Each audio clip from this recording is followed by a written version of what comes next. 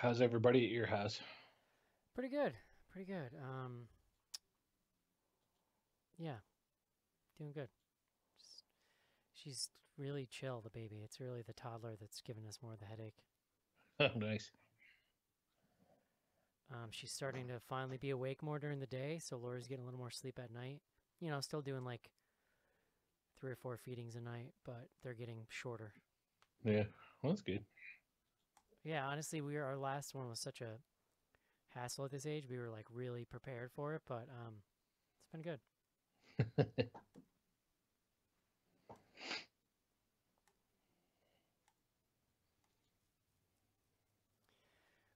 I'm having all kinds of stomach problems. That's really my only issue going on right Yeah. now. I'm going on Thursday for an endoscopy. Ooh, that sounds fun. Yeah, they knock you out for it at least. So Yeah.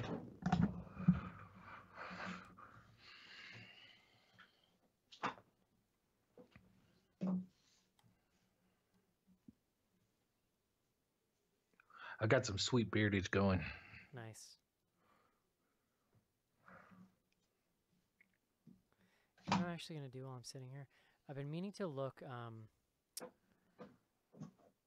Just thinking of some more stuff I can do for patrons, and I was gonna look to see if by any chance I still have the Europa report episode. Oh, that'd be a good one. I'm not sure that I do, but I could probably figure it out right now.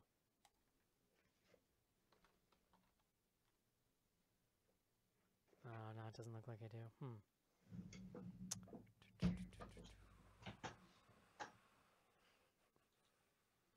No, I don't see it. I could have sworn I would have kept the file, but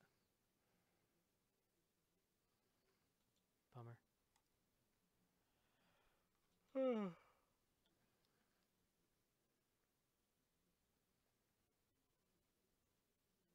It's so funny when I look back. I mean, we've done like almost 500 shows.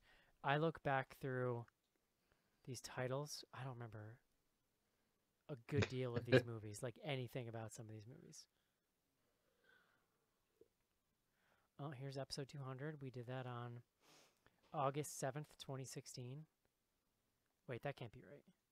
Oh, no, these were all the date. I copied this over. That's a date modified. Yeah. Where's the date created?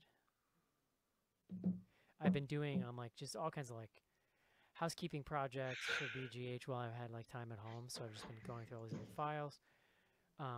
November 23rd, 2014 was episode 200.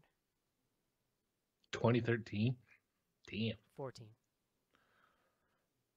Like Play It Misty, did you remember we did that? I do remember that. I don't remember what anybody thought about it, Like though. I do now that I read that. Paranorman, I don't know what happens in that movie.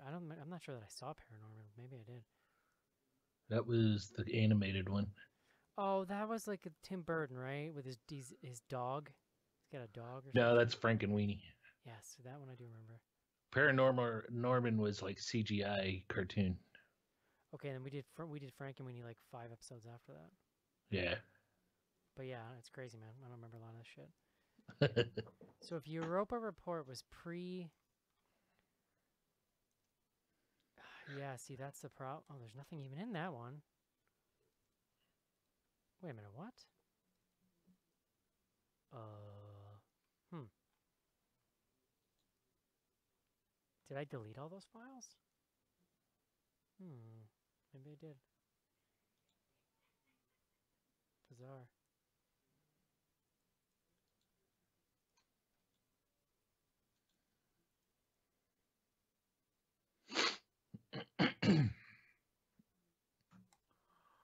Oh, I'm tired.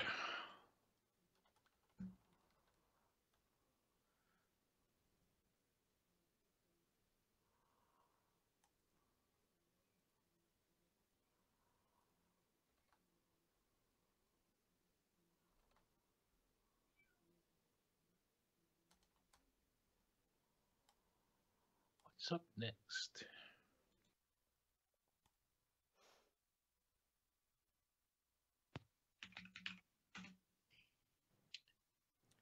Quit playing with your dinghies. John Schnaps. Nope. Is Schnarr's character. what's the word? John, I've been getting so much things done. I know. I'm Holy very jealous. Shit, man, it's great. I'm extremely jealous. I got all this stuff in the mail today, so we're good to go on that. Once I get my organizational projects and such and backlog of BGH out of the way, then I'm gonna get going on that stuff. I would actually recommend throwing on some of those while doing other things because. Well, I'm gonna need to go over them anyway to pull stuff, so I'm probably just gonna sit at my computer and just look through them. You want me to kick you timestamps and things for like. Yeah, well, that would help as a good. I'm gonna go through all of it anyway because it's just how I do. But yeah, timestamps would be super helpful. All right, I have them all saved in a file. So, What'd you get? Been working on a little side project. And sent Eric. Well, it is unclear to me, Eric, if you really need the DVDs or. Like, because I have fairly high res. Like Casey actually pulled me a bunch of the high res, like, like 6 gig, 5 gig. Well, mostly like 3-4 gig. You could have told me that. Well, here we are. Actually, though, with Earthquake, he couldn't find it, so that one I bought on Amazon, like a digital download. This hopefully has a good These hopefully have good like high quality trailers on them too, because I want to pull those, which you probably wouldn't find. You're gonna need to find the song from Towering Inferno because it's what I want to play out. Well, with the DVD too, I don't. I have to look at how to do this, but I may be able to split all the tracks and like pull out music from the soundtrack. So we'll see. Okay. Let's see. I'm gonna write something here. I've been thinking on your idea for vlogs. Are you thinking about doing that for Patreon? Yeah, I was just thinking of doing little one-off things like, hey, I'm leaving the theater. I just saw Halloween. Here's Eric's like snap take of the movie, like 10, 15 minutes, Yo, don't be spoiling the main show, man. That's our product. I would be complaining or talking about it on Twitter anyway. Right. Nobody cares what one person thinks. They care what we all think together. Yeah, all right. I've been getting back to watching random shit on the weekends at night. I've been thinking about dropping quick ones for that. I'll record a couple and see how it comes out. I'm not going to be doing any of that. I don't think. Proposal for most spectacular. Okay. Wait. So, these are the ones. So the idea being that some of the worst ones are just kind of funniest bad ones we've seen, like, and then give them the vote for it. Yeah. So I think. Prom Night Soul to Take definitely. We're live, by the way, so just so you know, that's why I was typing in the chat. Okay, well, that's fine. But I was going to say, without announcing like exactly what we're doing, I'd like to announce this tonight. Sure. I mean, we should be talking about the fact that we're at like, what do we have, 494? Yeah. And then, really, for next week, I'd like to announce a like very early pre-announcement of some of the other stuff we've been talking about, John, like offline. Yeah, that's fine. Halloween episode feels good, and we got to loop everybody in anyway. We got to figure out next week's gonna be a little tough. I know Joe's on the road, so he's gonna be out. Casey, are you good for Halloween at the theater? Yeah, I should be. I've been telling my wife for months before this baby was born. I need to go see Halloween. I will do anything you want. I have to be there opening weekend. Yeah, so my problem is I'm going to be away for the weekend. I can try to see it Sunday night. I may need to see it Monday night. I mean, so it's really just like we might need to kick it to like Tuesday or Wednesday, as long as it's not like a. Oh yeah, Tuesdays and Wednesdays are better for me, anyways. So. Yeah, totally. Totes. Okay. So let's. There is an email, John, for later that asks about episode 500, so we'll use that as an opportunity. Okay. And we'll just say, hey, we're still in the midst of working out the details and dates and stuff. I like that idea, though. I think it'll be a lot of fun. It'll be good. I'll take a spin through the list of classics. Yeah, I really should look through too. Yeah, that's just what jumps out to my brain. I think Prom Night and Soul to Take are like definites. Bye Bye Man, the only issue there is like I feel like most people didn't see it. Like Casey, did you see Bye Bye Man? Well, who cares? Nope. But people are gonna watch it. No, I know, but like as far as yeah, I was just trying to think of something a little more recent than like the first year we did this. Yeah, but it would be good to. I actually would prefer to revisit something we haven't seen in a long time. I think prom night would. I think prom night would be really good just because of the mystique we've built around it. I mean, I tell you what I'm pulling for, which is My Soul to Take, because that movie is so fucking hilariously bad. I feel like there's a lot of good material. I haven't seen it. Dude, I still would put Jezebel up there as like one of the worst movies we've ever watched. Yeah, but would that be fun to watch again? You know what I mean? No. It would We're gonna let patrons vote, Casey. So we're just trying to come up with a list of like what's the worst, so to give them to vote to. I would think that prom night would come out strong though, just because that's the one that wouldn't be named. That one's definitely got to be on the list. Yeah. Did you letting your hair grow out, Casey? No, I just actually got it cut and actually cut instead of just shaving my head for a long time. Looking good, buddy. I was growing it. You're getting jealous there? I was growing it out a little bit for like a couple of weeks for the baby, and then like a week or two after. Like I didn't cut the hair. I didn't even like trim up my neck or anything. Like this whole thing. I looked like a literal vagabond. Mm-hmm. You look like Dan Stevens at the beginning of this movie. So then, like 2 days after, 2 days after the baby was born, I had to go with my wife for the baby's doctor's appointment because she can't drive yet, and I just like, I don't know what it was that got in me because I really like our doctor. I'm like, our doctor cannot see me like this. She's gonna think I'm like some kind of homeless person. So I like showered, I like shaved everything. It was like a whole thing. And I like put a button-up shirt on to go to the doctor for 45 minutes and then go home and sit the rest of the day. Your wife's gonna get jealous. But it was one of those things. I had been in the hospital for like 5 days. You know what I mean? So I was just like, okay, I need to put the human being costume back on. I'm looking through the list of classics while waiting for Joe. The Happening. Oh, I'm not watching that again. No, that's actually pretty really funny though. Bad. Let me write this down. Yeah, right. Just we don't look. We can make a call on like which we include. I'm just gonna give you some of the other really bad ones. Dude, look what I don't know if you can see it. Honestly, look what I discovered this time since I started growing my beard out. I'm getting a sweet Wolfman Jack stripe going. Nice. Yeah, I'm getting some gray for sure. Yeah. Oh, I forgot what I was gonna say. Repo the Genetic Opera. So bad. The only problem with that is there's so much singing. Yeah, I feel like it'd be hard to get a word in edgewise because Joe wants to, do other stuff too. So. Yeah, then you're gonna have to listen to Joe sing the whole time. Yeah, really. What was the last one you said before that? The Happening. Yeah, that's a pretty good one. I think too, when we announce it, let's just put a call out and be like, hey, if you have one you want to potentially be considered to be in the mix, just hit us up on Twitter. So that way we can get the Fourth Kind. Oh, yep. Although that movie it was more just the beginning of it. You know what I mean? Like the movie itself was fine. Yeah. You guys, this is real. Yeah. But yeah, like it might be interesting just to get some idea of like what people think as far as like what might be worth it. While we're still, okay, Joe's here, so I'm gonna get him on. I'm gonna go powder my nose here, and then we'll start. Sounds good. I'm trying to find it. Okay, here we go. These are like, it's weird. They're like not really in order. Right. Oh. Joe. Hey. Joe. Joe, we're going through other horrible previous films we've watched. Joe, did you get a haircut? Your hair looks fantastic. I did. Oh my goodness. Thanks for noticing.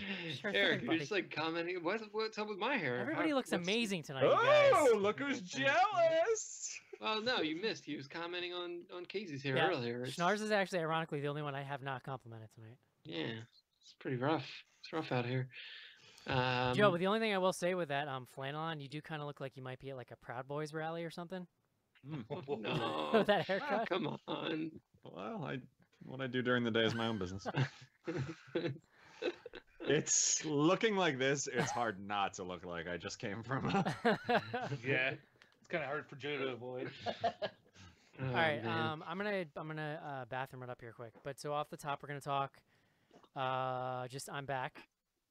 I'll talk about that for a second. Just my week off. We talk about you guys doing the show, and then off. It's not like you took a vacation. Let's let them roll with it. It's been semi. Other than the toddler part, it's been semi-vacation like.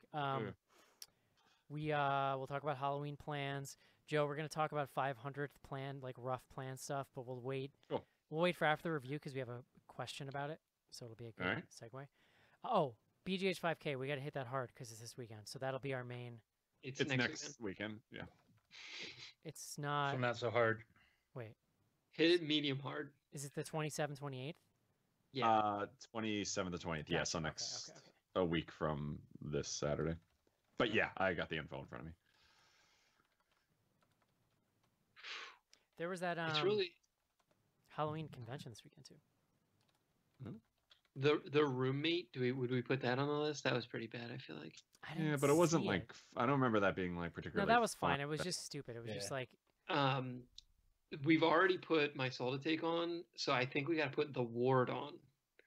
The Ward. I don't remember that. No. That was like John. Atrocious John Carter. No, atrocious. John. Nothing John approaches My Soul to Take. I'm sorry. Yeah. S&M Man. AKA Sampersan Man. Man. That was like a found footage thing. I don't even remember that. It was just like a terrible name for a movie. That's what it was. They got everything else right, but the name. You feeling shy tonight, Joe? I really feel like we need to just give them like 4 to vote on. I am interested in what people think. Yeah. Like, There's not that many that I'm like looking at and being like, ugh. The Devil Inside, that was pretty bad. But it can't just be bad. It's got to also be like a potentially funny rewatch. I feel. Oh, Yeah. God. Hold on. 11. Oh, Lord. That movie was like. Wasn't that just boring? Yeah. I agree with Eric. Like, I think My Soul to Take, I think, would be fun to goof on. Like 11. Or like I think it's Shriek just of the like, Mutilated. Like none of us even knew what to make of that movie. You know what I mean? The only thing I'll say for like something like 11 is we're gonna do a bunch of like giveaways and like we're not gonna be paying attention anyway. Yeah. Then who gives a shit? But all right, it's point taken. It's fine. I would put it on the list of. It's okay for you to be wrong. Well, let's come up with a big list and then we'll whittle it down. Yeah. All right, I'll be right back and then we're gonna start. Okay. Joe, I can't see you. Really? I see him. No. You might need to like accept his video. Or Accept me? No, I see like his ceiling in like the corner of his forehead. Wait, what? It's like you're super zoomed in. That's really weird. Try clicking on his image or something. I am. It's just gets whiter. Oh, I Frankenstein could be fun. What do you guys see now? Did you see my? I saw your cry face. I see your cry. Yeah. I'm having a good time. God, Skype's so dumb. There's like multiple places where there's plus buttons. Like I don't. Man, I don't even remember some of these. The Last Will and Testament of Rosalind Lee. I remember that one. I vaguely remember that one. That was something to do with an old lady and.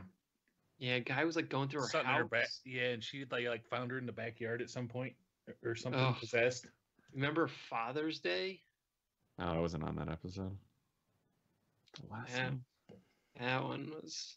Was I? Maybe I didn't see this movie, and I was just on the episode. Do you like have a list of movies the episodes you were on, but not that the rest of us are on? Well, I'm just going through the beer list and looking at those. The Apparition, I feel like that was really dumb and bad. I don't remember that one. I mean, if you look at the poster, I bet it might, jog your memory. Oh, Jezebel. That's what I said. That I put that in like my top 5 worst we've ever seen. Yeah, I would put that on the list. Oh, that movie was so bad. Yeah. Honestly, we could almost do a whole spooktacular of just random clips in the background and us going, "What the fuck was this movie?" Yeah. Well, that's what John and I kind of talked about, like doing just like our top 5 list, each one of us, of like our favorite episodes or like the worst movies we've done or something like that. But yeah, that might not be as like talky as just doing like a spooktacular. You know what's funny? The woman who played Jezebel in that movie is on the HBO show Succession and is like great. She's like really good on Succession. Huh. What is XX? That was the all-female like compilation horror or anthology horror movie. Oh, that wasn't good. I didn't see it, but I know that's what it is. I did, yeah. I don't remember anything about it. Isn't it crazy? Like all these movies. Oh, I was just saying that to Casey. Like I'm looking because I've been looking through for like just cleaning up files and stuff. I'm like I don't remember anything from any of these movies. Yeah, like some of them just.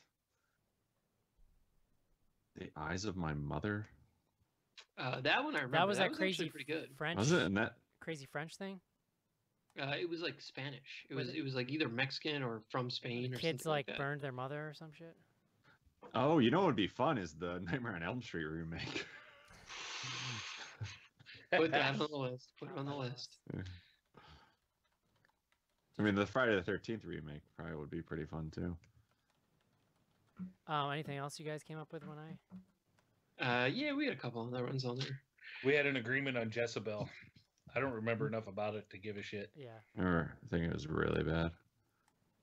Oh man, yeah, it was. I still, like I said, I will. maintain that. I will say that I think we. Well, you know what? I'll wait for the show for this argument. Yeah. It's relevant. All right, I'm ready, guys. Mute it up. Do it. Oh wait, just to double check. Can you hear this? Beer guts. Yeah. Yes. Was that very loud? A little loud. It was pretty loud. Do you want backup recording, Eric? Sure. Always. All right. If it wasn't for YouTube, the last show I was on, we would have lost. So there you go. I didn't say anything. I don't want to panic you guys. You guys get all a Twitter when we have issues. Mm-hmm. We operate on Twitter. All right, I just get on the Twitter. He did it again! God damn it, Eric. Go ahead and mute. I can hear someone breathing.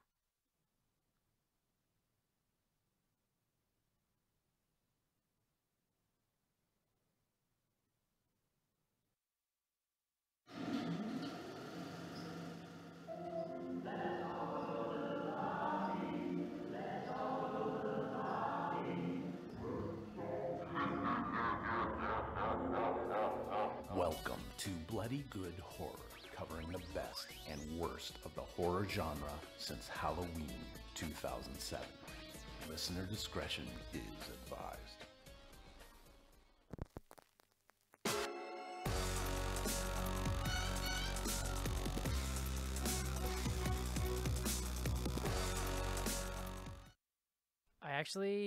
Something weird's going on. I just want to double check it to make sure we're okay. Can I get just a mic check from everybody?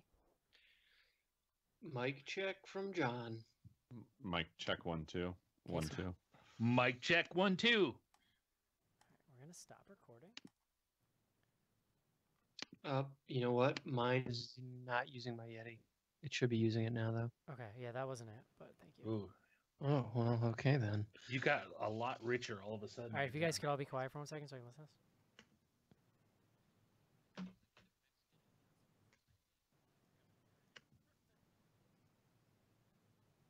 No, sounds fine. Eric, you're off your game, dude. I didn't want to tell you, but you are. So here we are. Forgotten how to podcast.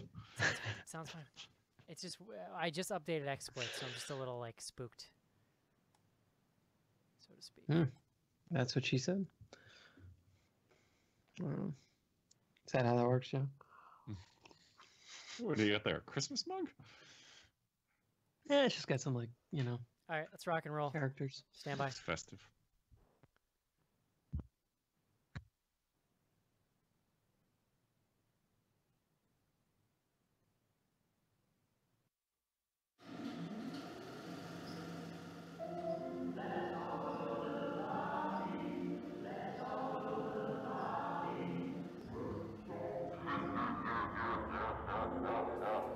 Welcome to Bloody Good Horror, covering the best and worst of the horror genre since Halloween 2007.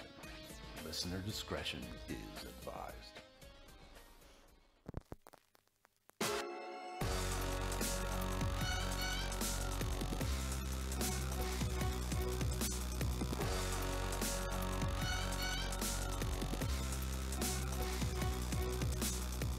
Hello, everybody, and welcome in to a very spooky season episode of Bloody Good Horror. My name's Eric, and I'll be your host this evening, where we will be reviewing Apostle. You guys have really just been lining up the feel-good movies lately, Schnorrs. I'm really, really enjoying it here. I'm back, guys, here to host the show. Joining me tonight, first up, rocking a haircut. He's from Chicago. Please welcome Joe. I feel good. I look good. True. This is the world we live in. It's true. Next up on the show, he is coming to us from Indiana. Please welcome Casey. Hi. And wow, don't be too excited, buddy. And last up tonight, the business manager at BloodyGoodHorror.com and part-time host, let's call him. Please welcome John Schnarch to the show. Hey guys. You know, my favorite part about last week was that 5 seconds in, Joe is just tearing you down hosting the show. Wow. Joe is just going in on you. What did you expect? I thought maybe a little camaraderie, maybe a little like, hey guys, we'll get through this together. No. I didn't expect that. So You've known Joe your entire life. Why would you expect that? It's dog eat dog here. I thought, I don't remember specific details, but I thought, you know, we had a pretty good banter. I was gonna say I was expecting worse, if I was being honest. Yeah, that's a good way to put it. You guys did great, and Joe, the time code you gave me was perfect. I was able to find everything very easily. I appreciate it. So nice work, guys. Very nice. It's Halloween time. Mhm. I'm back in the show. An actual movie called Halloween comes out this weekend, John. I've heard about this. The last time that happened, it was like 2002, because I'm not counting Rob Zombie's movies. Oh, okay. That's how bad they are. I'm counting Halloween Resurrection, but not them. Was Resurrection came after H2O? Yes. Yeah. Okay, very good. They resurrected him. Yes. Yeah. Yeah. Well, we kind of touched on everyone's excitement level last week, Eric. I don't know if you listened to the show. What's your excitement level? Do tell. Oh, good question, John. It's high. Well, here's the question: when are you going to the movie? Probably my normal time, unless my wife's like, "Hey, go Friday night or something." I don't really. I was gonna say it's not like you're not like going to like a Thursday midnight. No. I mean, I gotta listen. I got a hell of a week ahead of me, Schnars. Actually, I mean, I could go see it like Friday during my daughter's nap or something, probably. But are you still on paternity, or are you? You're back at work. I'm not back till next Wednesday. Look at that. Oh, I'm living the life. Living the dream over here. Yeah, it's actually pretty great. My office gives me 6 weeks. Wow.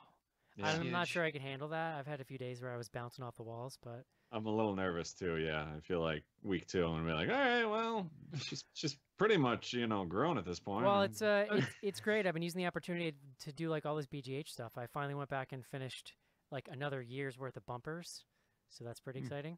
We should talk about how patrons are getting just like a fire hose of patrons.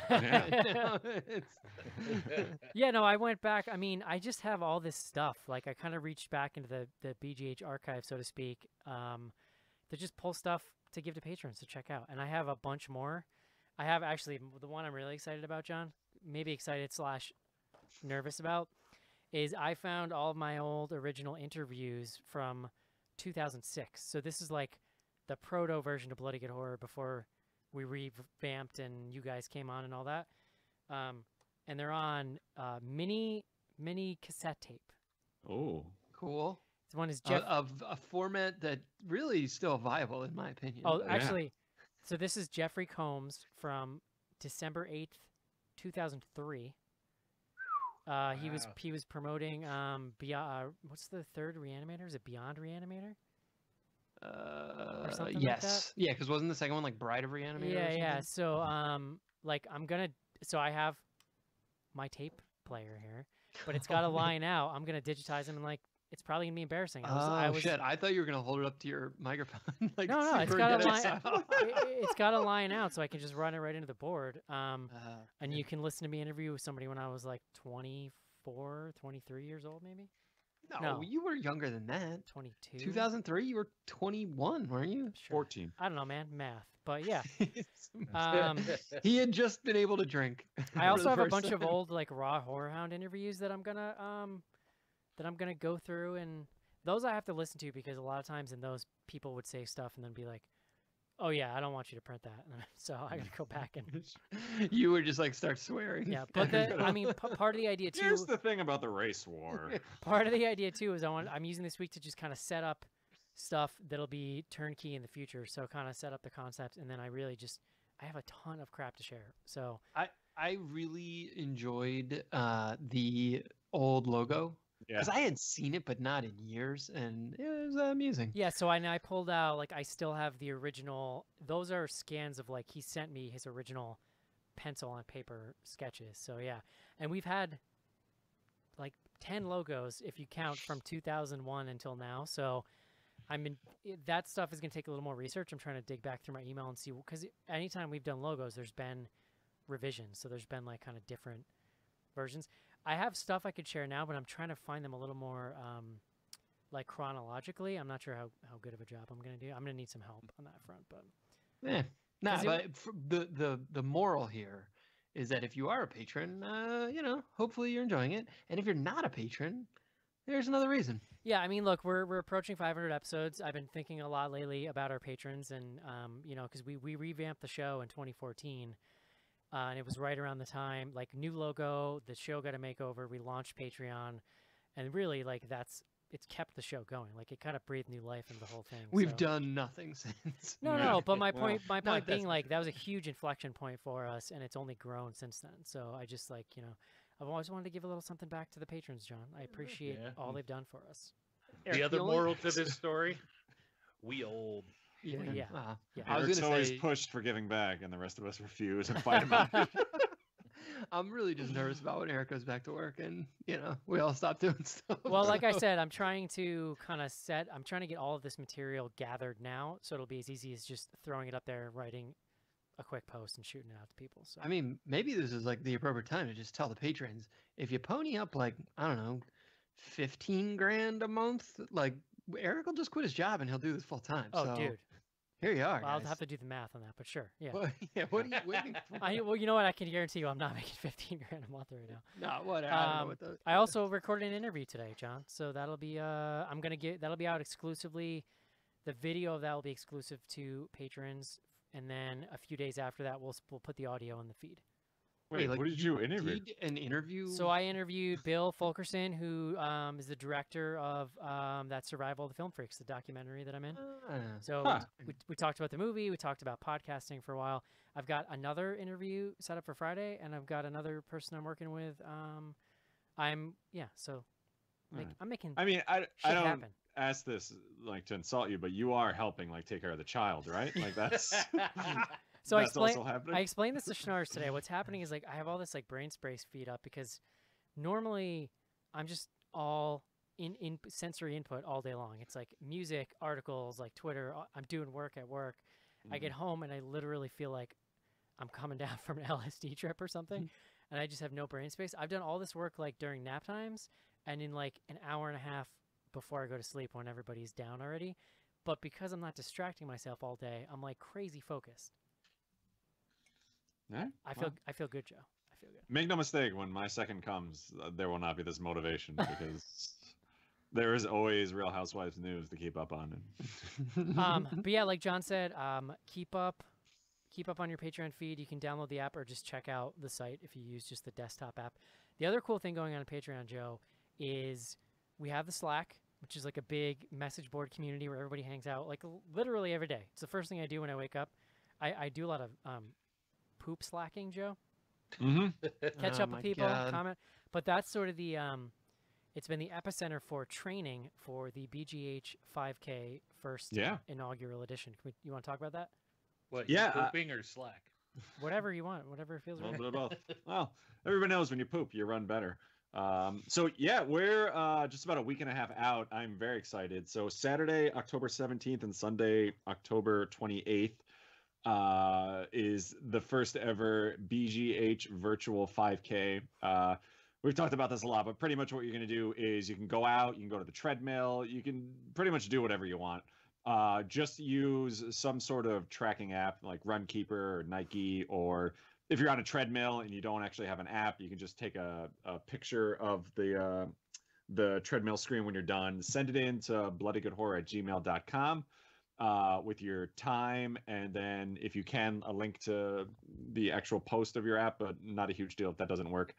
We'll tally up everyone and take a look at the results. Everybody's going to get some sort of cool swag from this. It's 100% free. It's really just kind of our way to giving back to everybody. And yeah, it should be great. I don't know how I missed this, but I discovered today that we actually get back from our cruise that I'm going on next week on that Saturday.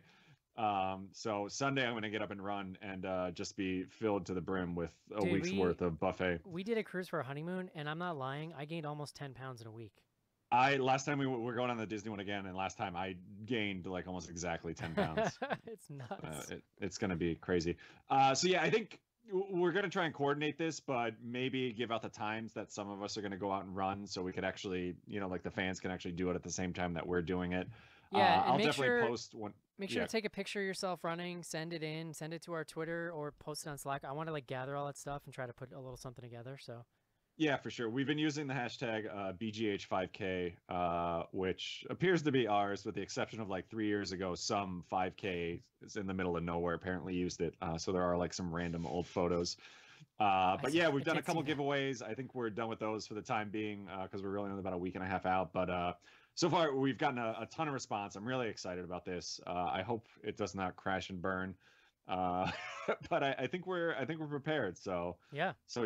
For sure. You can go to our Facebook page, and there's an event page there that you can sign up for, or just go to bloodygoodhorror.com, and there's details on the site there too. Love it. Yeah. Love it. Thank you for that, Joe. And again, if you want to join in, get a little motivation on Slack. That's available to anyone who's a patron, any level. And if $3. Are you sure? I thought it was everybody. Oh, okay. Never Eric, mind. I'm just telling people. You how the patrons work. So $3 and up, you can get Slack. But then if you missed your link when you signed up, just shoot us an email, info@bloodygoodhorror, and we will set you straight. So thank you. Thank you to everybody. Very excited for that, Joe. What are we drinking tonight? Beer guts. Beer guts. I don't know if we even talked about the movie, but we're doing Apostle, a fine new Netflix original. And I don't really need to explain it. I'm sure John will take a good 45 minutes to do that. He might have to. I picked a beer, and this is a local spot, so this is going to be tough for folks to get their hands on this, but I'll kind of explain. This is from the fine folks at Roaring Table Brewing, which is up in Lake Zurich, Illinois, only about 15 minutes from me. And this is their Hazy Apostasy. Yeah, it's a thing. So obviously the name kind of works with this one, but Roaring Table, like I said, it's a small little brewery that just opened about a year ago near me, and I'm a huge fan. I've been going there a lot. Everything they do has been great. The reason I picked it is because this beer is actually a New England IPA also, which I know most of you probably won't be able to get your hands on this, but a lot of breweries are putting these out, so you're probably going to see it, and I don't think I've really talked about them in the past. It's kind of this new style that's popped up in the last like year and a half. Why it's affiliated with New England, I'm not 100% sure, but really it focuses more on like the hop aroma and flavor without like a super bitter aftertaste and bite to it. So like the West Coast IPAs are just all about the bitterness, and it's a little overpowering. These are a little more mellowed out and easy to drink. So I'm actually looking at Beer Advocate, and they explain it pretty well. Emphasizing hop aroma and flavor without embracing bitterness, the New England IPA leans heavily on late and dry hopping techniques. So pretty much, if you kind of know the brewing process, adding hops at the beginning add a lot of bitterness to the beer. When you add it late, it's more sort of that hop flavor and the aroma, because like those oils will burn off as the boiling process goes, so you kind of lose that as you're adding them. But if you add it right at the end, and a lot of breweries do it like as the wort is cooling down, that's where you really kind of get that aroma, which adds to the flavor. So these are definitely the alcohol content gets up pretty high. This one actually comes in at 7.8, so it's definitely hefty. But you don't have a lot of that sort of that alcohol burn or that huge bitterness that kind of overpowers your taste buds. Like you pretty much drink one, you can't taste anything else.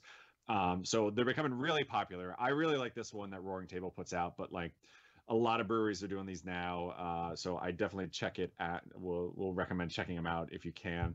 A lot of places are putting like wheat and oats in the brewing process too, which gives it like sort of a smooth, cloudy, smooth like flavor or smooth like mouth feel and cloudiness to it. So you can kind of recognize these right away. And yeah, roaringtable.com is their website, and go have some fun, kids. Love it. Thanks, Joe. Thanks. I've been seeing a lot of dry hopped ciders lately, but I have not tried one yet. Yeah, I have not had a ton of ciders this fall season, but yeah, they've become pretty popular. Yeah, I got a fall one. I got a pumpkin one. I'm actually not that crazy about it. Pumpkin cider? Yeah, I mean, it's it's just pumpkin spice, but it's like a pumpkin beer, but it's sweet. Like it's not great. It's like apple cider, John. Yeah, I understand the concept. It's more that like I don't like I like a real dry cider, like not that sweet. It's fairly dry. All right. Yeah. I mean, listen. I think I decided like, I just I'm not don't gonna like spit it out. I think I decided generally I just don't like to drink pumpkin spice. Yeah, It's I'm not very, crazy like- about it either. I do. I love a pumpkin spice latte. Kind of lingers. Well, that's kind of different, I guess. With my Like if someone tells me they want to eat pumpkin pie and it's not Thanksgiving, that's like strange to me. Really? I will get it year round. yeah, Like, no, I'm a Joe. I'm a Joe. What? it's Ah, delicious Jesus, guys. any time of the year. Yeah. I'm not saying it's like bad. Get It's more yourself, like if I have my option of pies, it's like number 8. Get But on yourself Thanksgiving, it's number 1. It's got a special day. Yeah. Joe, you picking up them table talk pies? Oh my God, yeah, they're great. You know what? Do you guys get them out there? It was only recently brought to my attention that might be a regional thing. I do not think we get them here in the Midwest. Yeah. Now that you mention it, I Sad. don't remember seeing them. But yeah, Table Talk, I was a big fan back east. Back in my East days. Big fan. All right, guys, let's do Settle it. down. Let's take a quick break and talk about Apostle. This is it, Jennifer. Your big break in TV. From the prime time, bitch. Main feature. John Schnars, Yes, Eric. it's prime time. I mean, they talk like- about pumpkin pie in Christmas songs when they pass around the coffee and the all right. Listen, I pie. will extend it to like the whole holiday season. Let's just say, You know what Yeah. I'm a fan of too is a pumpkin cake roll.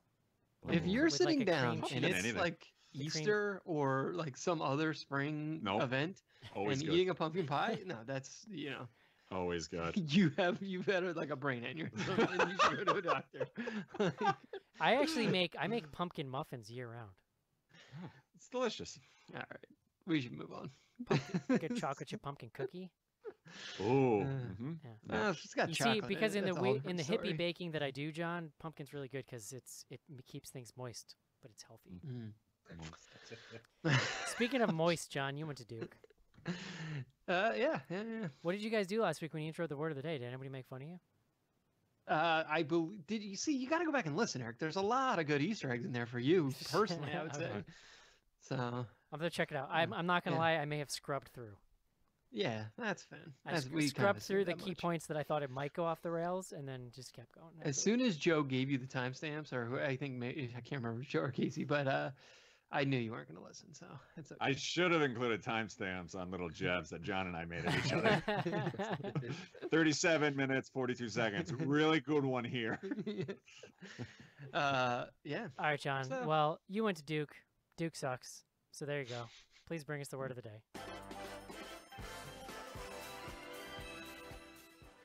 You know, with all the time off, you could really hone some new material. But here we are. It's it was bad, but I just flat out said Duke sucks. yeah.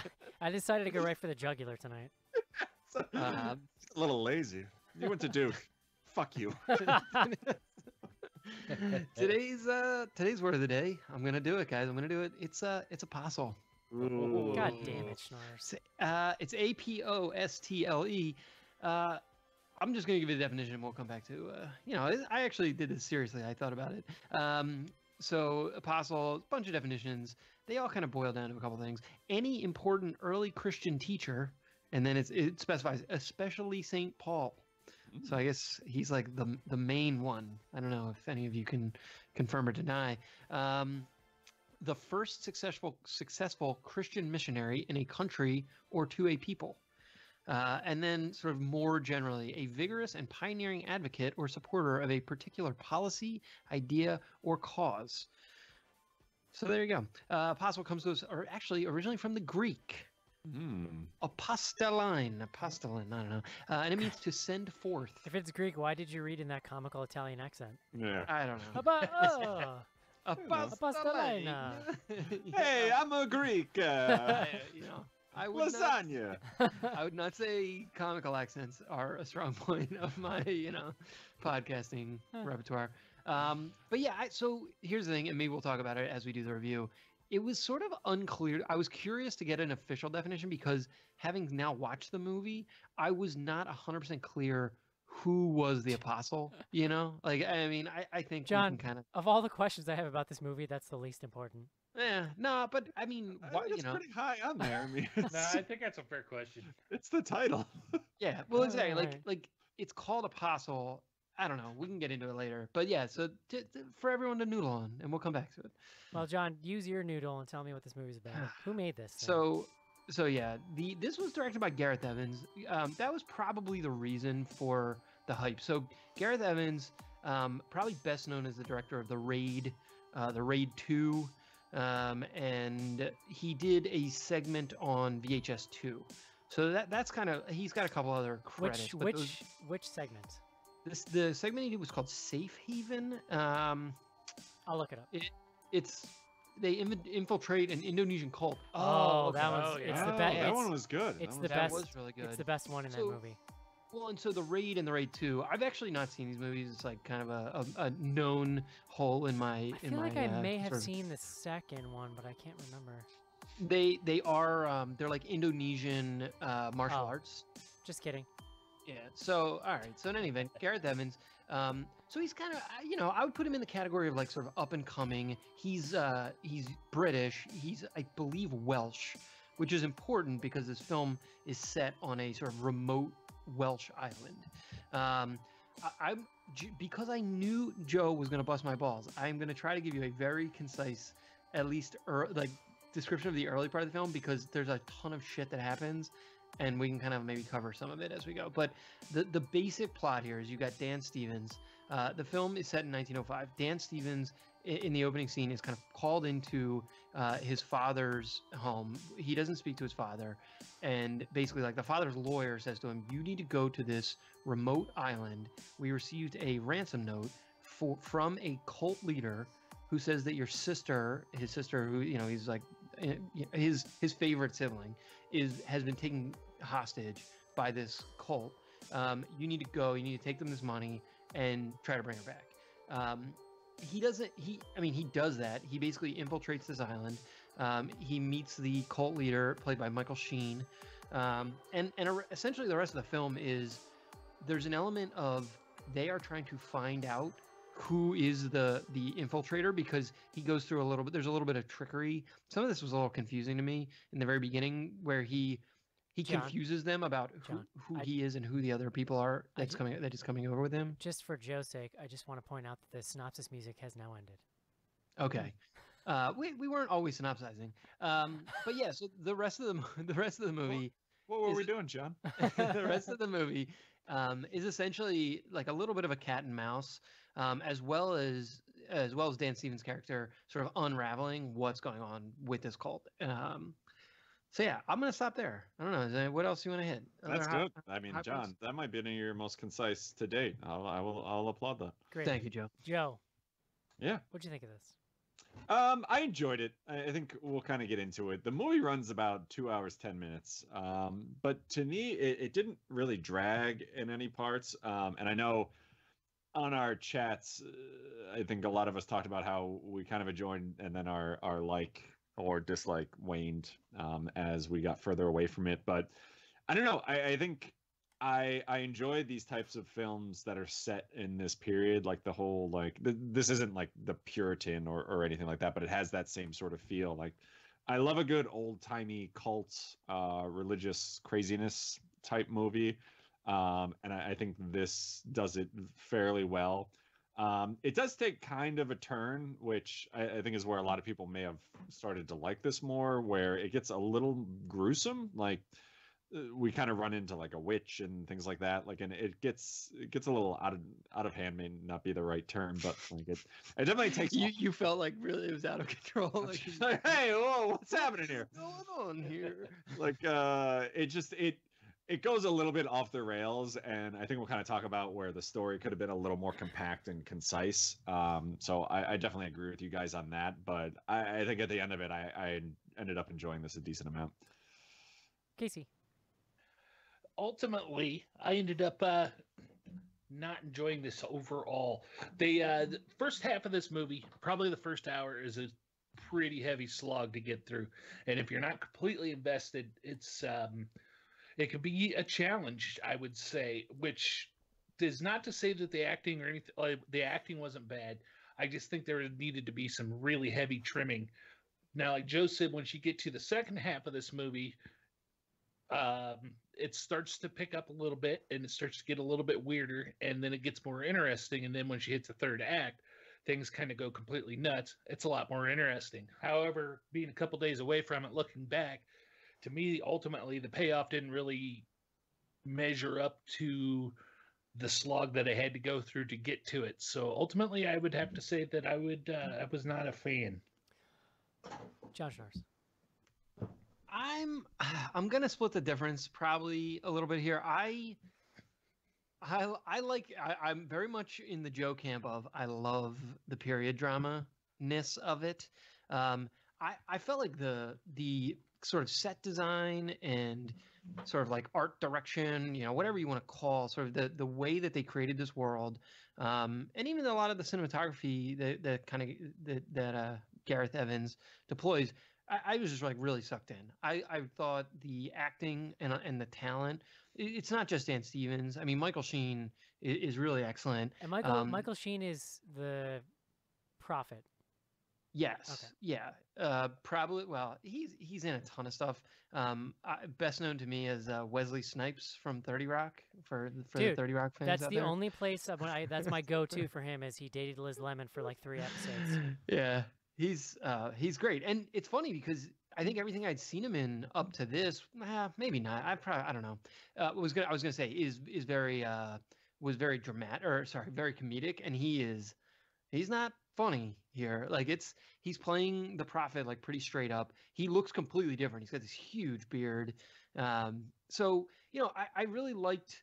I like the idea. I love the idea of this film, right? So, and we didn't really get into it, but this cult started because Michael Sheen and 2 other people got shipwrecked on this island. And when they got shipwrecked on this island, they basically like discovered a secret about the island, which like we can get into, sort of a spoiler. And that's what led them to found this cult and really try to build this community on this island. And really by the time that Dan Stevens comes into it, things are really starting to go sideways on them. And so I love this portrait of a community that's really starting to fall apart and fray at the seams. And you see Michael Sheen, this leader who's really kind of losing control or losing his grip on the community a little bit. And so I loved all that stuff. I do agree with Casey. It's like pretty uneven, or there's definitely some bumpiness. What I put it toward is the fact that there is just a shitload of plot. Like there is a lot of stuff that happens in this movie, and so, like some of it's like little stuff, like the whole Dan Stevens getting onto the island, that takes like kind of a long time. And the first full act is him sort of evading them and them trying to find the person who has infiltrated them. And it turns out there's like multiple people who have come over on this boat and aren't supposed to be there and all this stuff. So a lot of that stuff happens. That scene was pretty cool. Oh, there is some like really good stuff. And then, but as these guys mentioned, like it does ramp and it gets to a pretty wild place by the end. So I would say overall, I liked it. I think it was bumpy, and there's definitely ways it could have been improved, but yeah, it's an interesting take, right? Like, and that's what I'm probably happiest about. Yeah. I should preface everything I say here tonight, John.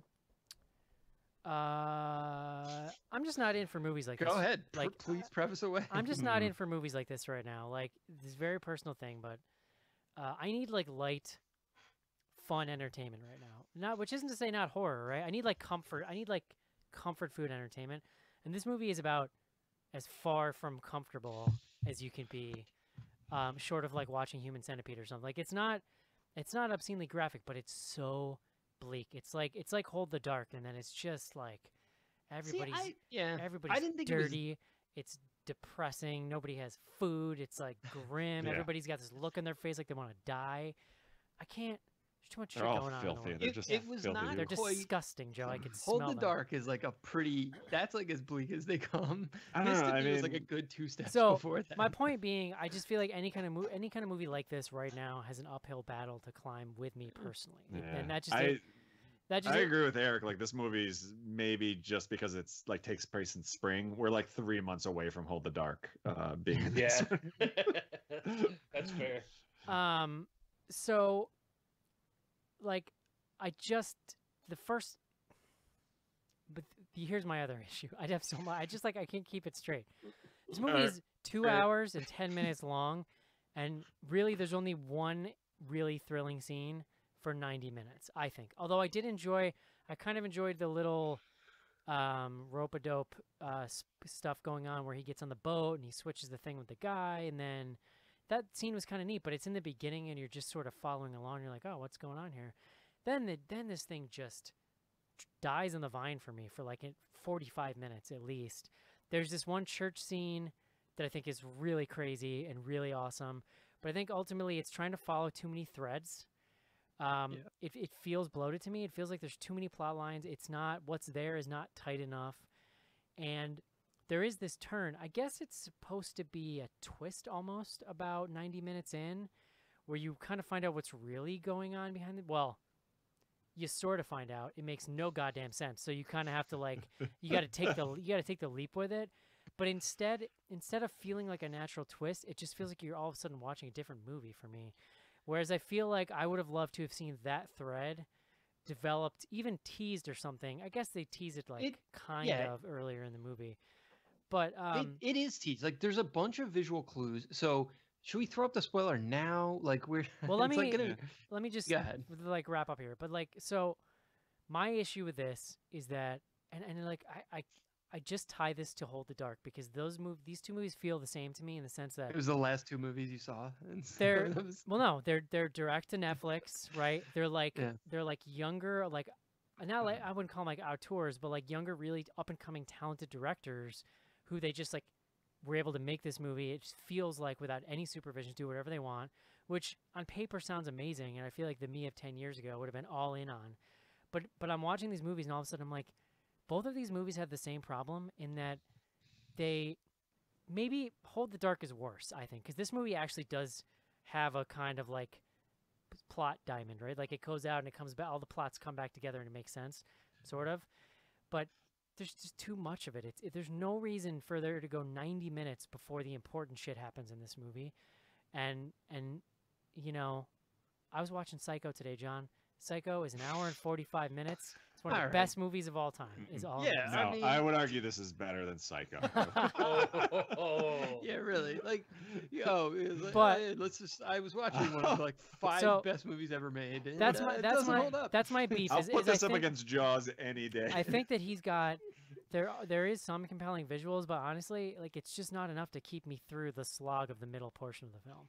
Yeah. I don't know. I mean, like the first 45 minutes to an hour, like I feel like there's this tension of him getting on this island. You know he's not supposed to be there. You know that they know someone is not supposed to be there. Like to me, that excuse me, like kept it moving along for me. Like I was kind of invested in that character, trying to find his sister, and then like things start unraveling. Like I thought that was entertaining. enough. Totally, Yeah, well, but that portion is like it's like a fairly tight hour, and then it's another half an hour until you get the reveal there. Do you want to talk about it, John? Well, And then- yeah. So, all right. So, hold on. Before we get there, the part for me where it kind of, it's actually like all the political stuff that I think weighs this down, right? So, what ends up happening is you have, and we're moving into like spoiler plot reveal territory. I'm not going to get to the like big main thing that Eric's referencing, but one of the other elements here is basically the second in command of the island. He's sort of like the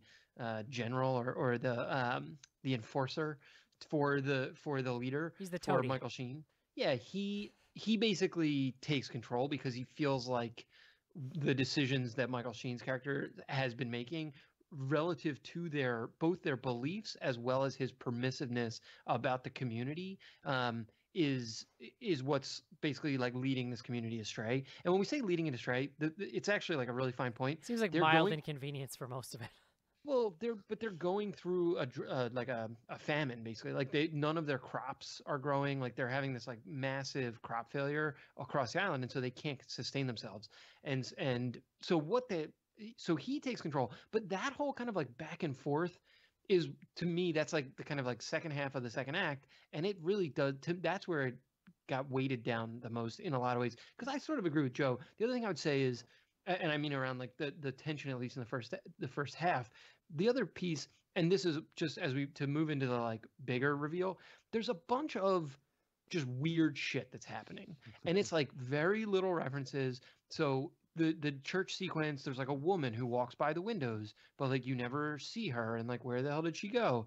Then there's this like they do this like very quick reveal where on the side of the barn there's like a plant that withers really quickly. It's basically growing normally on the side of the church. Then the church service ends and it just withers away into ash, basically. Mhm. So you get that. There's this whole issue of them bleeding themselves and leaving the blood outside their rooms where you're like, what the fuck is this? And at one point he accidentally cuts himself and it falls on the floor. And you get this like, to me, this is like one of the most random shots in the entire film. The blood falls on the floor. It gets essentially like rolls in between the boards, but it's not like it's not slanted or anything. It just it's Terminator 2's. Yes, exactly. It like congeals into the boards, and a mouth pops up and goes and like sucks it up. I'm gonna be honest with you, John. Weird. This movie, there are parts of this movie that are so dark. That specific scene you're referencing, I'm staring at it in my living room. It's on my big TV. I got the lights down. I turned the brightness up. I did not see that mouth, but I could see something weird was happening on the ground. There were like several scenes that I could not tell what was happening. Yeah, I mean, I was watching. I know you mentioned that over email. Like, I was watching on the iPad, and like it was fine. I don't know. Yeah. Like, Yeah, I didn't have any trouble. you might need a new TV, Too but dumb. I didn't want to tell you. But yeah, so basically, fast forward. What ends up being revealed is that when these guys crash landed on this island or got shipwrecked on this island, what they discovered is that there was basically like a island goddess, like nymph, elf. Oh, it's like it's like Moana. Yeah, exactly. It's basically yes, it's exactly like It's Moana. just Heart like- of Tahiti. They Actually, take the Heartstone. there's a few and parallels, John, if you really it's a think direct about sequel. It's true. But Do you yeah, think maybe this would have been better with a few songs? Or it. maybe... Yeah, by The Rock. Yeah. Sorry. Apostle, I've make seen way, that. make way. I've seen that movie about 15 times in the last 2 weeks. So yeah, they no, but they start worshiping her, and it starts to get a little dark. And instead of just worshiping her, they basically sort of jail her. And what they then realize is they need to feed her blood.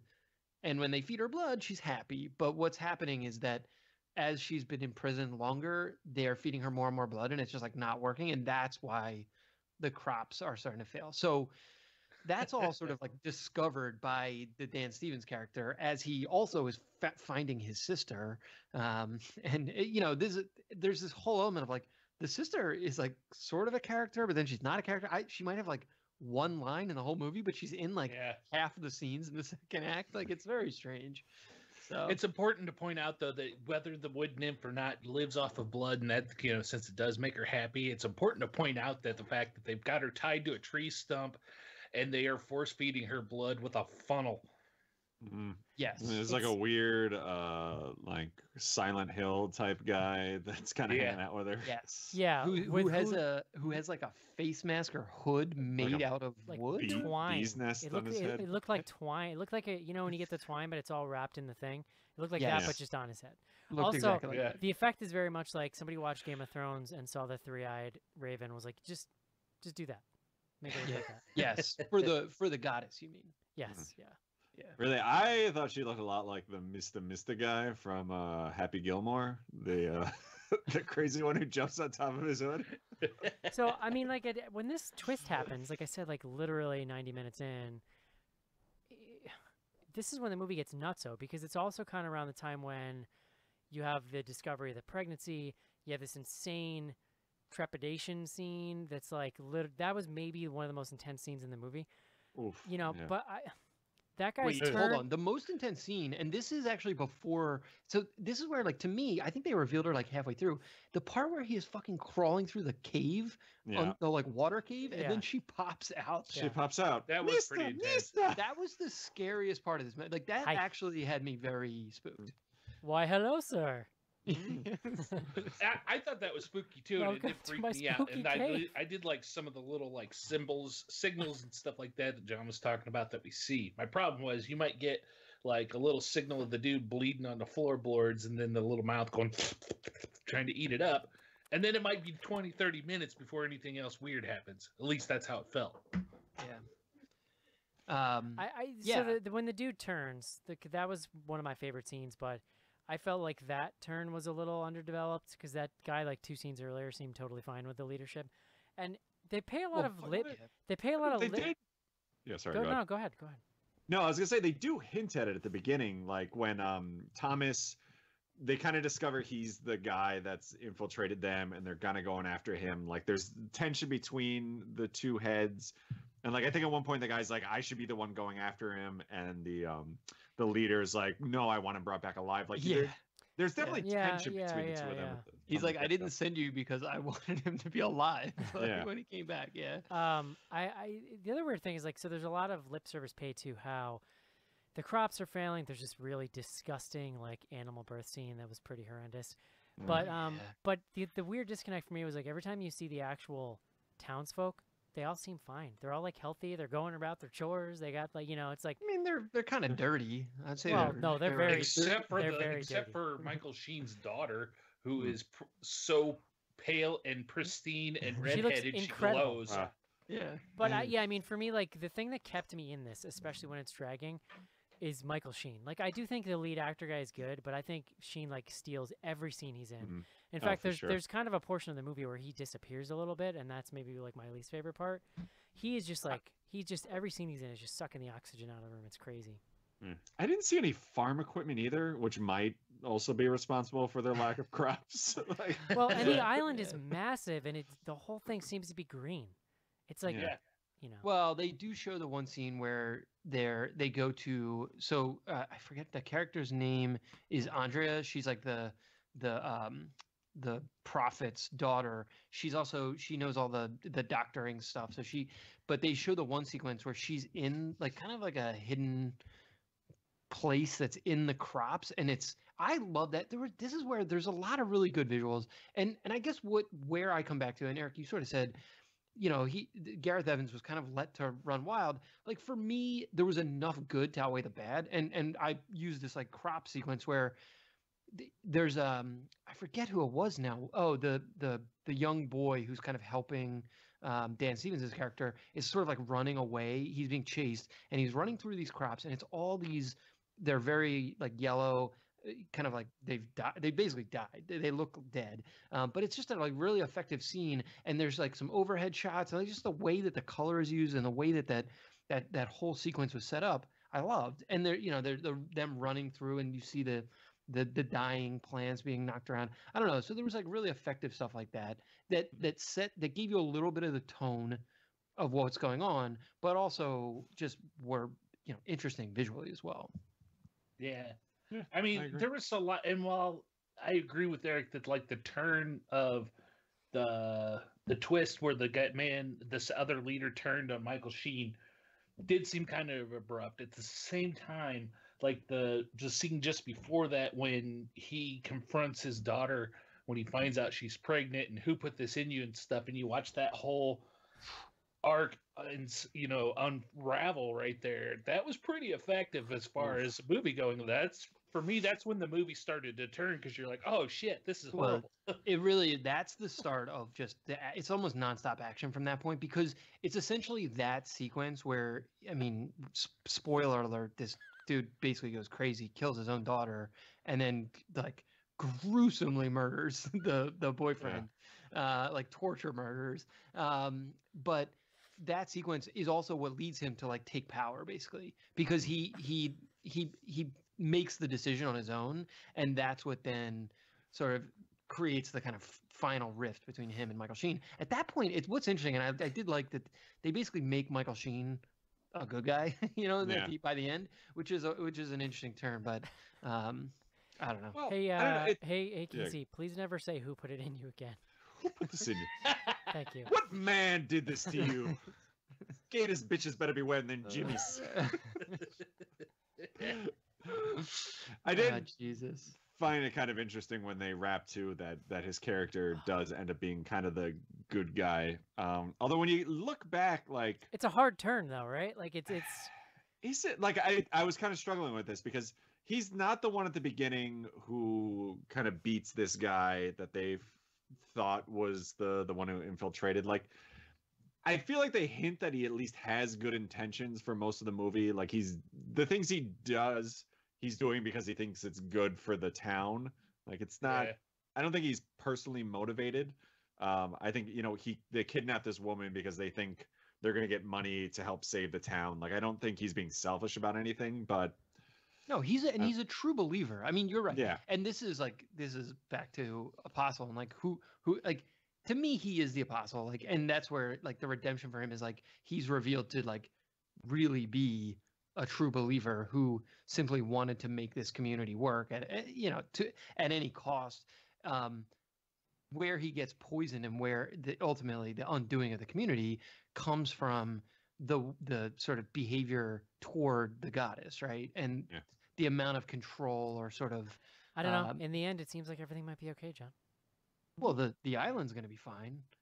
I mean, the goddess is more or less okay, I guess, theoretically, but I really liked that actress. Like she had these really subtle, creepy little facial movements, like oh, she was a wide awake nightmare. like little smiles and like but like creepy. You couldn't really make out her sort of motives and like if she's good or bad. I mean, obviously, like she bad. yeah. Well, I mentioned yet. It's Gareth nuanced. Evans. Gareth Evans is Welsh. Almost all of the actors are also Welsh, right? So she is like a Welsh-born actress. The guy who plays Quinn, who's sort of is the bad guy, super Welsh. Like the name of the town that he was born in, I cannot pronounce. I legit I'm looking at it. It's just no. There's no way. So Super even Welsh. even Michael Sheen is Welsh. I don't know about Dan Stevens. I don't think.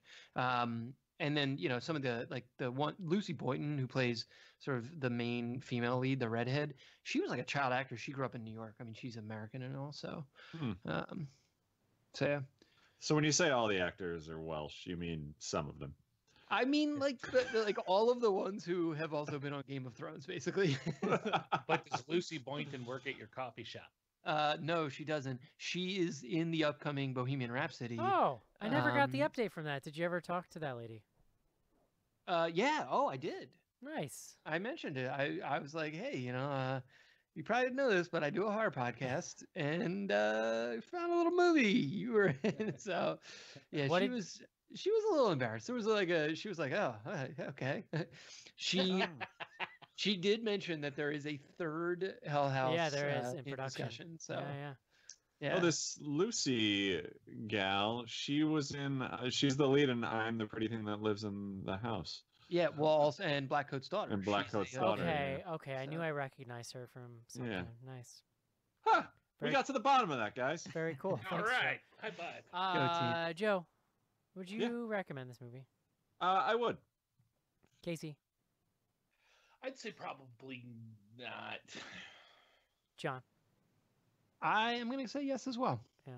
I'm gonna say no. And next time you guys want to do one of these prestige horror Netflix movies, you're gonna have to fucking fight me because I need a break. Hey, Eric. so our defense. I need you'd be back. I need a break from pretentious bullshit, John. I need to see like fucking a trauma movie or something. Well, we've got Tales from the Hood 2 teed up. It's on Thank Netflix available now, so the we're going to plug Lord. that in probably after Halloween. And I want to see Slender Man. God damn it! Oh, Jesus Christ. Even Slender Man. That movie's going to be Listen, terrible. Some of our You best. guys are really plugging for that. When you guys were talking about doing that for the 500th, I was IMing John. I'm like, it's taken us 11 fucking years to get here, and you're going to waste episode 500 on this goddamn thing. Listen, some of our best shows of all time have been on movies like that, and we're not seeing as many of them lately. And I think we need to get back to our roots, John. All right. Well, That's all I'm maybe saying. you get back to the roots and give me a call from there and let me know how it is. No, we can do Slenderman. All right. I'm not saying we won't. We got plenty of open spots coming. So I watched Thank you. Wish Upon a few weeks back. I mean that That could make for movie- some good fun too. Yeah, that movie is hilarious. Yeah. we did that. We did We a show did it. on it. Didn't we? No, What's we- the one I'm thinking of? You're thinking Oh, of Truth or Dare. yes. I want to Yeah, see yeah. that. No, I want to see. I think we need to do that too. I mean, listen, we can wait till after Halloween, but it's gonna get lean. We're getting into them lean months in a little while here, John. So Well, so really quick, what we are looking at right now, we've got Halloween this weekend, obviously. I have penciled in Tales from the Hood for the weekend before Halloween. that's fine. Yeah. And then Suspiria is the weekend after that. Perfect. Overlord. And then we're going to have a couple. Basically, we're open through the end of the year at that point. So Great. Slenderman. What the hell is Overlord? Oh, it's that's the, like, the that- J.J. Abrams, like World War II. yeah, like Oh, yeah. 5 French soldiers Yeah. are trying to take down a Nazi castle, and there's but they're making like werewolves and zombies and shit or something. It's going to be the Oh, best. I'm so excited. Zombies. It looks, yeah. You know what's funny is I keep meaning to bring that up because I keep seeing the trailer, and I feel like we haven't talked about it yet. But it looks pretty. No, sweet. we've talked about it. We've definitely. Mm. We got into it. Listen, Eric, you are forgetting a lot of things these days. Okay, that's fair. All right, I didn't want guys, to tell you. that's gonna do it for Apostle. I think everybody hated it. Let's take a quick break and do some fan mail. In the 1980s, one movie and its monster were so offensive, so outrageous, and so terrifying, they left audiences gasping for more. Now, look who's back. Basket Case 2. No. Everything they said about the original goes double. Because this time, he's not alone. Basket Case 2. Rated R. Starts Friday. Hi, I'm Heather Langenkamp, and you're listening to Bloody Good Horror.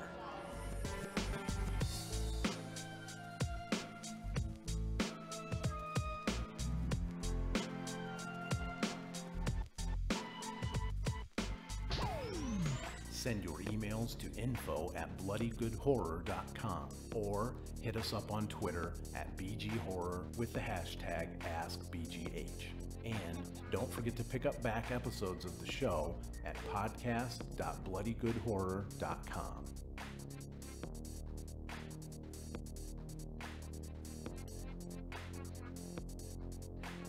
And we are back. John Schnars, get ready for them new trailers, buddy. Whole year of those things coming at you. Basket Case 2. I've never seen it. I actually own it, or no, I own Basket Case 3 for some reason on VHS behind me. I don't have 2 for some reason. I don't. It's yeah, it's funny. I really want to see them actually. I've been getting an itch to like check out those sequels. I think it was it was the last drive-in because like seeing Basket Case again, I'm like, oh, this movie's bananas. Yeah, it's so crazy. All right, guys. Good times. Info@bloodygoodhorror.com. Joe, this is an email all about you. Oh, It's from Caitlin. A lady email, Joe. hey. Excuse me. Don't tell Leslie. She says, "I'm thrilled to hear Joe will be in RVA for Thanksgiving. What is that? Or Virginia? Richmond, Virginia. Ah. Joe, you may already have an itinerary planned, what with it being a family holiday, but consider checking out Hardywood Brewery for the gingerbread stout I emailed about. Oh, yeah. River City Roll, it's a fun hipster bowling with booze. Hollywood Cemetery, amazing place to run or stroll. It's a gorgeous, enormous cemetery overlooking the James River. Lots of presidents are buried there. Huh. Poe Museum, Virginians love us some Poe. They have Unhappy Hour there. The Science Museum. Then she lists a bunch of smart stuff that you're not going to do, Joe, but you never know. I've been to the Science Museum, dick face. The Science Museum, Virginia Museum of Fine Arts, and the Children's Museum, Maymont Park. Also, you can check out Sugar Shack Donuts, food-wise. Cuba Cuba or Mekong, which was voted best beer selection in the country a while back. Wow. The Bird, which is a cool old theater that shows second-run movies. I'll send you this after the show, Joe. Yeah, I was going And, to say, I'm trying to write this as quick as possible. We also have the RVA Horror Club, but we probably won't meet over the holiday season. We meet to see horror movies together and discuss horror books. It's so much fun. It's amazing and spooky, and it would be a great place for the next BGH meetup. Direct flights from Boston, Atlanta, New York, Chicago, and maybe even Indiana, Casey. That's from Caitlin, your loyal Richmond patron. Thank you, Caitlin. Nice. That's awesome. Thank I you. very really, much. really love that she took the extra time to look up to see if all the direct flights go there. Yeah. Yeah. Okay. But then she tried to look into direct flights from Indiana. And she's Was like, "Yeah, I don't know, maybe. Well, I don't. Yeah. Yeah, fuck it. You can drive to a real place and then fly out from there. Next up, Steven. Steven says, I have 3 quick questions for you. Have you seen the movie The House with a Clock in Its Walls? It reminded me of an old sports adage. Who was the only man to keep Michael Jordan under 20 points a game? North Carolina head coach Dean Smith. Who was the only man to keep Eli Roth from putting unneeded gore in a kids movie? Steven Spielberg. I recommend this movie. It will give you some good Halloween feelings. Number 2, this is for Cece. She's not here, but did you go to the Women in Horror Film Festival in Atlanta last weekend? I actually think she was in Salem last weekend. Yeah, she was. Checking out spooky Salem stuff. So Yeah. I have not seen The Clock on the Walls, but it looks really good. I It kind was of wanted fun. to check that out with Yeah, I the thought kid. I got to Casey see saw it. Yeah, I saw it. I was surprised to see that it was directed by Eli Roth, and it was fun. you Oh, I didn't realize You that. didn't hear us Yeah. talking about it for the last 3 months? No, I didn't. No. Apparently. Just checking. Number 3.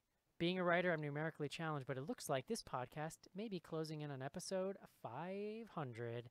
Any Mhm. special plans? Thanks for the great podcast, Steve from Springfield. I like to imagine he's from The Simpsons Springfield in my head. 500. Yeah, so actually, we've been talking about it. We finally kind of had a breakthrough idea. We decided. Are you ready for this? Can I get a drum roll? No. Nice, thank you, Casey. All right, fine. We are going to do a spooktacular. What? Heyo, what's a spooktacular, John? If you haven't been listening that long, you may not know, but a spooktacular is basically a live streaming movie commentary. So you can watch a movie with us in real time, stream the show as well, us talking about the movie. We're probably going to get drunk. Yes. Probably not 40s, though. And Joe had the great idea we can do some giveaways if you're watching Yeah. live. So That'd be yeah, good.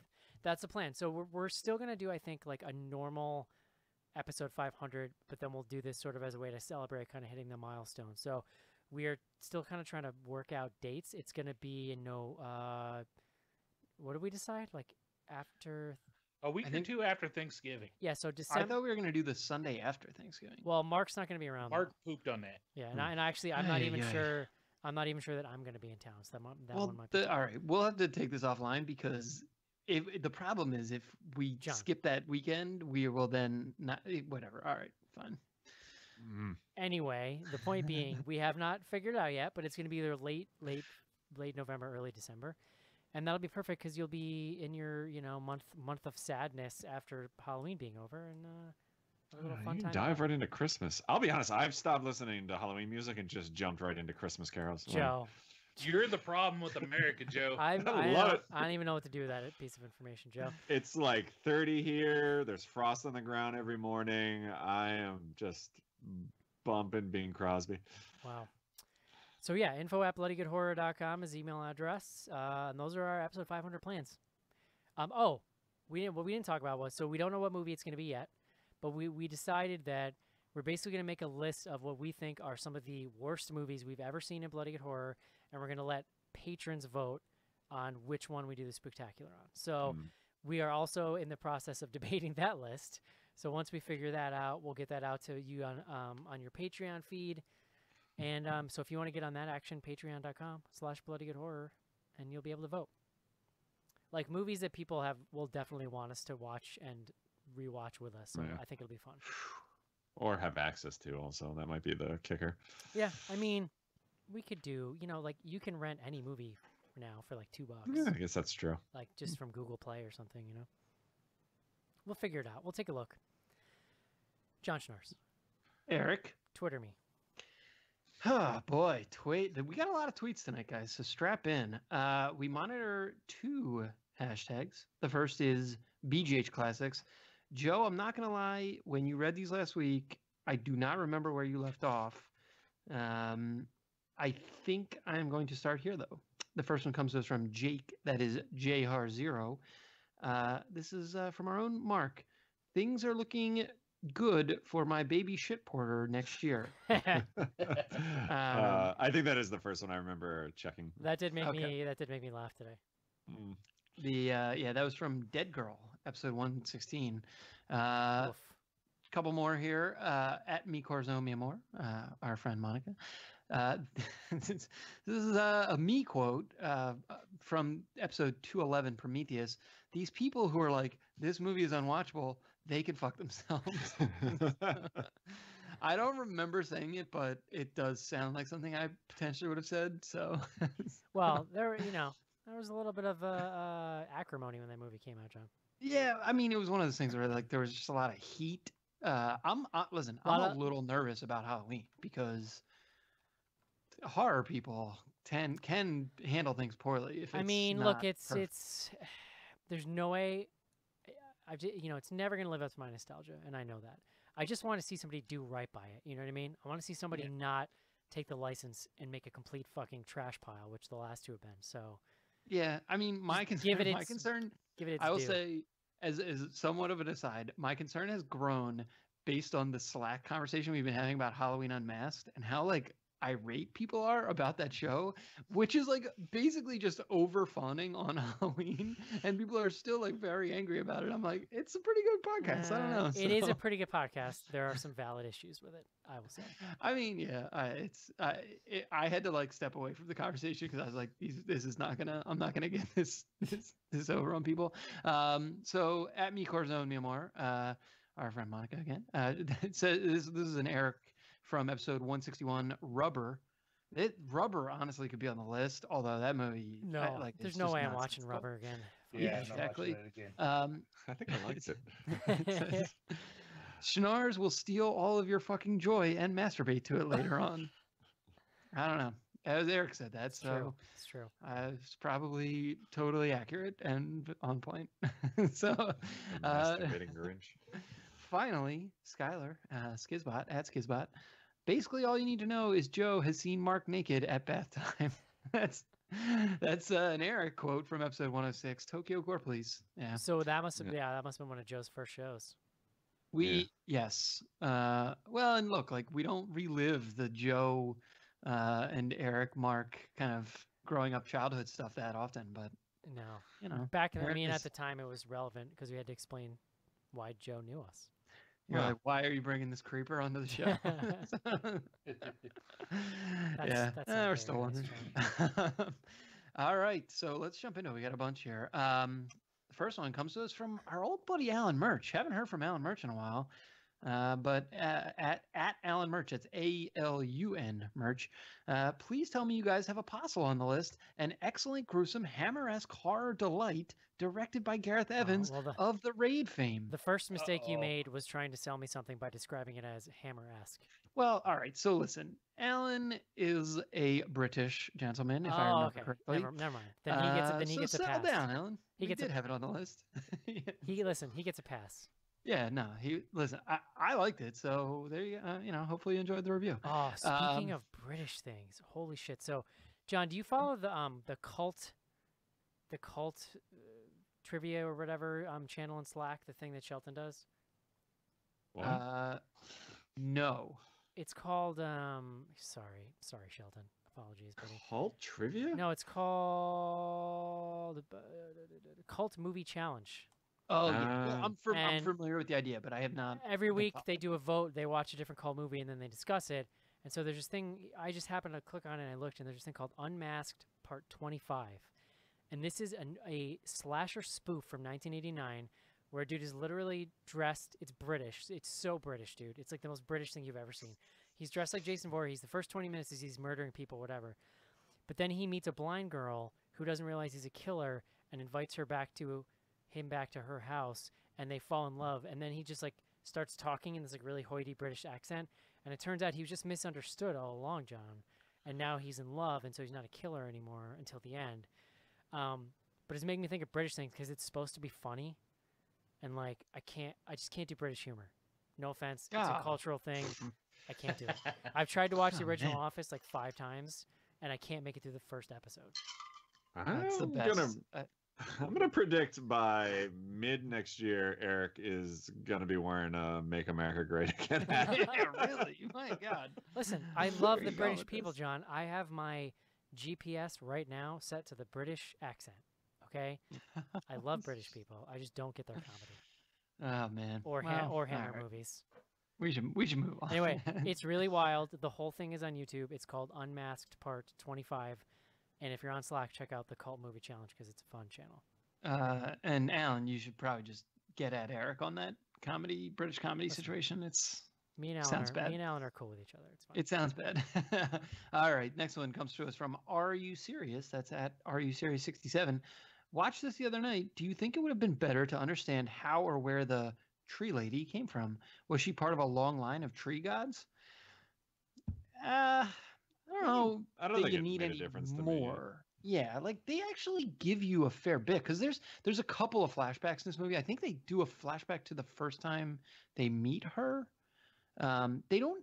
To me, the biggest gap is like, how the hell did they like trick her into her quote unquote cage? You know that you would think she was stronger or I don't know had powers, but Or how did they discover this? Like, Yeah. oh, blood. Yeah. Or where Yeah. was that scrawny dude with the bag on his head that to protect her when they did capture? A lot of yeah, questions. good point. Yeah, so but yeah. I would love to see his origin story so I can find out how he ended up with a ball of twine on his head. It was a little. He was a little like Silent Hill-esque. Did you get that vibe? Yeah, that's exactly what I said. That's why Joe said that earlier. Sorry, Joe. We got a couple here from our buddy Sophie, friend of the pod, current usual or regular guest of the pod. Which of the ways to die? You're stumbling over that like you don't want to get me too'd. I was like, how am I describing? Fine, lady. She's very nice. We love Sophie. So how are Dan Stevens' eyes that blue? He's a delight. And he is. He's quite. When he really like leans into it, he can be quite histrionic when he wants to. Yeah. Yeah. I love me some Dan. He makes some faces. I mean, the dude's pretty great, and he does have pretty dreamy blue eyes, but the blue eyes do stand out more when he looks like he hasn't bathed in like 3 months. Yeah. That scene we were talking about where where he was like underground in like the river of whatever, like all you could see was beautiful blue piercing eyes. In the beginning of the movie, he looks like shit. He looks covered in filth when he gets out to that island, and he hasn't even done anything yet. I assume that was just the time, like. That was him cleaned up too. No, I agree. I agree. The thing is like a vagrant or something. After he had, I mean, they do give you his backstory eventually, but he had kind of just like been living on the street or something. Oh yeah, his backstory that makes complete sense. There, okay. Sophie also asks, which of the ways to die that they show in the movie would be the worst? They are all so bad. That head thing seems real bad. The head thing, but I don't know, going through that grinder, like yes, the grinder would be bad. You know what I love? The head thing, you got to figure it's going to be over fairly quick. You know what I loved about the head thing is like in a normal movie, right? You'd show that scene, it would be this big crescendo, and then you would cut away to something else. But they actually show the weird, quiet aftermath. Like the music ramps up, and then he does it, and the guy like slowly stops twitching, and then the music stops, and you just hear everybody standing around. And all I can think, like it kind of made me laugh. It's weird and it's uncomfortable, but also I thought of Spaceballs for some reason when Rick Moranis is like, anybody want to smoke? Because like they're milling around. They're just like standing around afterwards. Smoke them if you got them. The next one comes to us from Miss Sar at SWilson833. If you had to choose cult leader or follower? Follower for sure. No. I would be terrible at both. I think I could serve. Well, here's the thing: cult leaders, it never ends well. No, they never get out. At least followers, occasionally you're gonna. You can act like it was under duress. Yeah, I would definitely be the sort of cynical like follower who's just kind of saying shit under their breath during, But you just go along to get along. We did that. Point. Mandy was a cult movie too. I mean, I think leader for me. I'd go leader and enjoy my 15 minutes while it lasts. Yeah. Okay, we got a couple questions, actually a couple in a row here. Have you guys watched the series from Netflix called The Haunting of Hill House? I'm only 2 episodes in, but it seems pretty spooky. No, but just wanted to put it on y'all's radar. Yeah, I've been hearing a ton about this on Slack and Twitter and stuff. Yeah, so I the next finished one. it. Yeah, well, really quick.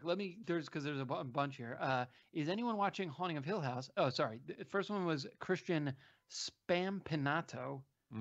Good name, at ShineMaster9000. The next one is Good Guy Sauron at JGAONA91. I'm not going to try to phonetically pronounce that. Is anyone watching Haunting of Hill House on episode 5? And I absolutely love it. Did Netflix hit a home run with this? Oh, out of the park. Yeah.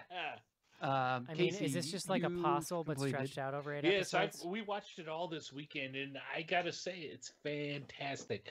I really loved it from beginning to end. And as jaded as I am on horror movies and stuff, there's a couple parts in this TV show on Netflix that made me say, "Oh shit, that was fucked up." Question: How many doors? I highly recommend it. How many doors open by themselves? Probably a couple, but it's kind of fun because John Shelton posted in Slack that an article from, I think, the AV Club that talked about, or no, it's from Bloody Disgusting. They did an interview with the director of Haunting of Hill House, and there is every episode there is maybe 8 to 10 ghosts that are put in to the scenes that are not reacted to by the characters or anything like that. They're there completely for viewers to find. It's a lot of fun, and it's a very slow burn, but it's a lot better than the typical ghost movie type stuff that drives Eric nuts, so to speak. You just reminded me it's almost time for my yearly ghost watch. It's a lot of fun. I highly recommend it. If you're out. People are going crazy about it in Slack, and literally, they're just like clawing at their faces. All right, we have 2 more here. First one from Not Me. That's at Softly Sighing 2. Oh, couldn't get the first one, huh? Well, so in Apostle, which one is the killer? Matthew, Mark, Luke, John, Paul, George, or Ringo? Always Ringo. Ringo is the best. I don't know, anyways. You know. He seems happy. Who do you think will outlive them all? My vote's on McCartney. I mean, listen, they're both doing great. But he's like a vegetarian. Like, I think he's pretty strict. I think Ringo will drop dead before him. I don't know though. Ringo's got a lot less plastic, and he seems to be just as active. So, I guess. Does Paul McCartney do a lot of like? Do you want to put like a real grim bet down, guys? Like while we're here. I'm in. I'm down. I'm just saying McCartney doesn't look natural. That's all I'm saying. Really? I think he looks fine. I don't think he's the type of guy that would get plastic surgery. No, he's definitely a facelift, dude. He looks real weird. I think I'm gonna go Ringo. I think Ringo dies first. Yeah, me too. He's got way too much stress in his life. Like, he's got all that pressure of being the shitty Beatle that's just been weighing on him for 50 years. I don't know. I think he's chilling with his friggin', just millions of dollars and. Well, I think he's rich enough. He doesn't care if he's the shitty Beatle or not. Yeah. Agree to disagree. Shitty. Does anyone call him shitty? Yeah. Oh God, leave Ringo alone. McCartney's 76. How old is Ringo? Let's get into this. He's probably about the same. You know what's funny is years ago, one of my first jobs out of college, we had a death pool, and like a celebrity death pool, and I had John Goodman, and that motherfucker's still alive, like 15 years later. I thought for sure it was like any day now. He showed you. Good for him. Listen, he's doing great for himself. The Connors are on tonight. I know. Yeah. Last question. That's why I was distracted earlier. I was reading about how they wrote Roseanne out of the show. Oh my God. Not to get off on a side tangent, but I made the mistake of looking at ABC, NBC, whatever it is, their post on Twitter today. And I'm like, I bet the comments on this are going to be a lot of fun. And it is just like, these people aren't saying like it's cool that Roseanne was racist, so I'm standing by her, but they're all just coming up with like lists of reasons like I'm not watching it without her. I'm staying with Roseanne. Like, people are fucking pissed. So you mean all the Russian bots were out in force? Yeah, I was gonna say. I don't know. I think you can pretty much head down south. I pretty much assume that any political thread nowadays is like 90% bots arguing with each other.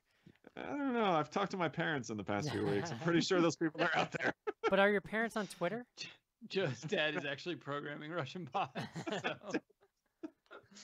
The Russians called Joe's I'll dad. tell you They're what, like, though, we it actually- ran out of racist shit to It say. actually Can helps you- my What do you said? it helps my anger a lot because I don't get angry at comment threads because I'm like, oh, that's not a real person. They're just Yeah. They're doing prank calls to Joe's dad and just saying shit like Obama wasn't a Muslim and just seeing what happens. Sorry, Joe, your dad never made it. I'm sure he's fine. Oh, that's fine. He's a huge racist. All right. All right, last question comes from God. Kim. Kim at Seattle Screams. What would you consider to be the best horror TV series to be released? Ugh. Say that one more time. What's the best horror TV series of all time? It's tough. I mean, Tales from the Crypt comes to mind. I mean, Twilight Zone, is that horror though? Is that? Yeah, people are loving Castle Rock. I mean, we're living in like high times. I feel I'll like be Castle honest. Rock All is of my on this answers are long just gonna hill. be old shit because I don't really watch modern ones.